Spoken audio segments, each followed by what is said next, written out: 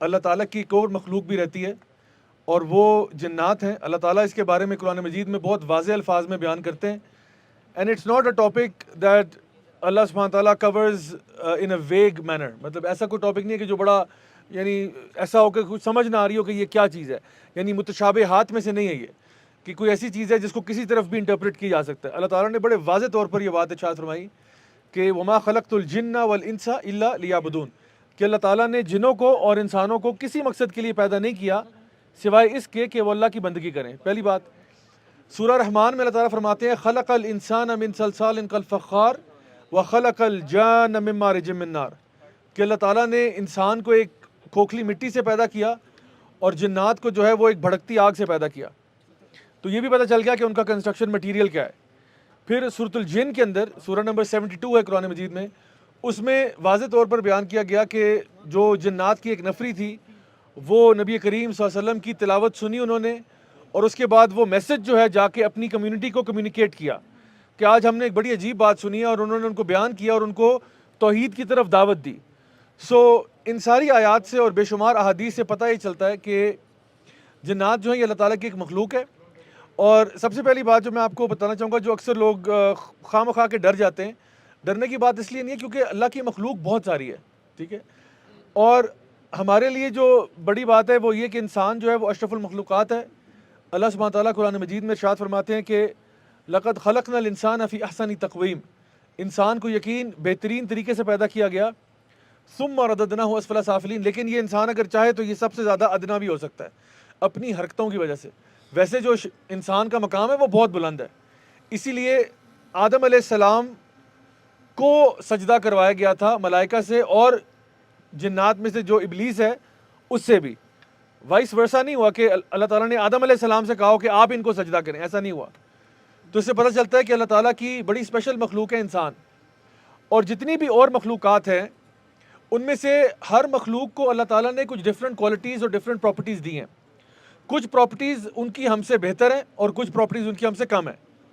مثال کے طور پہ اگر آپ اپنا مقابلہ کریں، ابھی گھوڑے کی بات ہو رہی تھی تھوڑی دیر پہلے، تو انسان کا اور گھوڑے کا اگر مقابلہ کیا جائے تو اگر اسٹرینتھ میں آپ مقابلہ کریں رسا کشی کا جو آج آپ لوگوں کا ہوا ٹگ آف وار، تو گھوڑا آپ کو ہرا دے گا، بڑے آرام سے ہرا دے گا.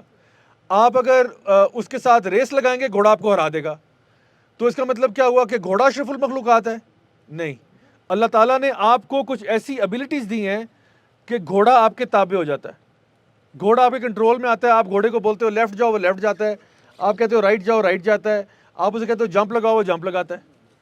اور ایک چھوٹا سا بچہ بھی گھوڑے کو جو ہے نا وہ ڈنڈا لے کے سائڈ پہ ادھر ادھر کر دیتا ہے. اسی طرح سے آپ دیکھ لیں کہ ایک شیر ہے، جنگل کا بادشاہ ہے، کتنی طاقت ہے اس کی، کتنا اسٹرانگ ہے وہ، لیکن میں آپ کو بتاؤں کہ وہ بھی انسان سے ڈرتا ہے. تو جنات میں بھی ایسے ہوتے ہیں، لیکن they are not as intelligent as human beings. Some علماء have commented کہ ان کی جو انٹیلیجنس ہے وہ 7-8 سال کے بچے سے اوپر کی نہیں ہے. That's the extent of their. اسی لیے سیدنا سلیمان کا ذکر جو قرآن مجید میں آتا ہے اس میں آتا ہے کہ ان کے پاس جنات بھی تھے ان کی آرمی کے اندر. سیدنا سلیمان کی جو آرمی تھی وہ ایپک آرمی، یعنی he could control the animals, the birds.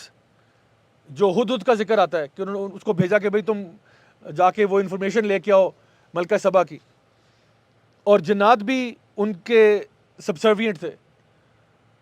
تو سیدنا سلیمان نا جنات سے کوئی انٹلیکچوئل کام نہیں کروا رہے تھے کیا بیٹھ کے کوئی تھیسس یا رپورٹ لکھیں، وہ ان سے ہیوی لفٹنگ کروا رہے تھے، لیبر کا کام کروا رہے تھے سارا. تو جنات نا تو بیسکلی جنات کے پاس طاقت ہے، طاقت ہوتی ہے ان کے پاس. یعنی here is a rough estimate, ایک ایوریج جن جو ہے وہ ایوریج انسان سے تقریباً 5 گنا زیادہ فزیکلی اسٹرانگ ہوگا. اور کچھ ہوتے ہیں جو عفریت ہوتے ہیں اور جو یعنی وہ زیادہ طاقتور، بہت زیادہ طاقتور ہوتے ہیں. تو ان میں سے ایک عفریت جو تھا نا وہ اٹھا، اس نے کہا کہ یعنی سیدنا سلیمان نے پوچھا کہ بھئی ملکہ سبا کا تخت کون لے کے آئے گا؟ تو عفریت اٹھا کہتا ہے میں آپ کے سیٹ سے اٹھنے سے پہلے لے آتا ہوں. کہ آپ سیٹ سے کھڑے ہو میں لے آتا ہوں. How long does it take you to get up from your seat? اور وہ کتنے دور جانا تھا؟ 1000 kilometres going, 1000 kilometres coming back, 2000 kilometres کا ڈسٹینس. اور وہ تخت جو تقریباً 4-5 ٹن کا ہوگا. اس نے کہا آپ کھڑے ہو میں لے کے آتا ہوں. سو اٹ مینس کہ ان کے پاس اسپیڈ بھی ہے. So they travel at lightning fast speeds. and the fact that they can also lift very very heavy stuff. Not all of them, because سارے جن نہیں کھڑے ہو گئے تھے جب آپ نے کہا نا کون لے کے آئے گا, تو یہ نہیں ہو کہ سارے جنوں نے یک زبان ہو گئے کہا یہ تو ہمارے بائیں ہاتھ کا کھیل ہے. نہیں, صرف ایک کھڑا ہوا, اس نے کہا یہ میں کر سکتا ہوں, I can do this one. تو جنات میں بھی سارے برابر نہیں ہوتے, there are different categories and types. تو although ان کے پاس یہ ساری پاورز ہیں, لیکن پھر بھی میں نے بتایا نا انٹلیکچولی یہ کوئی وہ نہیں ہے. تو ان سے کنسٹرکشن کا کام کروایا سیدنا سلیمان نے. اور بعض روایات میں آتا ہے نا کہ وہ جب سیدنا سلیمان کا انتقال ہوا تو وہ چھڑی کے سہارے تھے, اور ان کی چھڑی جو کہ انبیاء کی باڈیز ڈکے نہیں کرتی, تو وہ جو چھڑی ڈکے کر گئی اس کو نا وہ دیمک چاٹ گئی. And when he kind of slipped from it, that's when the جنات ریئلائزڈ کہ ہی ہیڈ پاسڈ اوے. ورنہ وہ اتنا کام نہ کرتے, یعنی وہ تو کب سے لگے ہوئے تھے, کہا یار یہ تو ہم کب سے کام کر رہے ہیں, وہ تو اسی جگہ پہ بیٹھے ہوئے تھے, ہمیں پتہ ہی نہیں چلا, تو ہم تو کام چھوڑ جاتے کیونکہ اب ہم ان کے سبسروینٹ تو نہیں ہیں. سو یہ ساری باتیں میں بتاتی ہیں کہ جنات کے پاس جو پاورز ہیں وہ یہ ساری پاورز ہیں, لیکن پھر بھی اللہ تعالیٰ نے انسان کو ایک رتبہ اور ایک مقام دیا ہے. اور خاص طور پہ یہ کہ اگر آپ نبی کے امتی ہیں اور آپ یہ باتیں سمجھتے ہیں تو پھر تو بالکل بھی ڈرنے کی بات نہیں ہے, کیونکہ نبی کریم صلی اللہ علیہ وسلم نے کوئی ایسی حدیث نہیں ملتی جہاں پہ کہا کہ او ڈرا کرو جنوں سے, اور ایسی بات کچھ بھی نہیں ہے. بلکہ جتنا زیادہ اسٹرانگ کنیکشن آپ کا اللہ سے ہوتا ہے, then all of creation should fear you, not in a bad way کہ او مائی گاڈ یہ میں تباہ کرنے آ گیا, کیونکہ مسلمان جہاں جاتا ہے خیر پھیلاتا ہے.